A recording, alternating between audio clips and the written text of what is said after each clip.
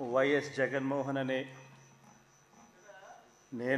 జగన్మోహన్ రెడ్డి అనే నేను శాసనసభ సభ్యునిగా ఎన్నికైనందున శాసనం ద్వారా నిర్మితమైన భారత రాజ్యాంగం పట్ల నిజమైన విశ్వాసం, విధేయత చూపుతానని, భారతదేశ సార్వభౌమాధికారాన్ని, సమగ్రతను కాపాడుతానని, నేను స్వీకరించబోయే కర్తవ్యాన్ని శ్రద్ధాసక్తులతో నిర్వహిస్తానని దైవసాక్షిగా ప్రమాణం చేస్తున్నాను.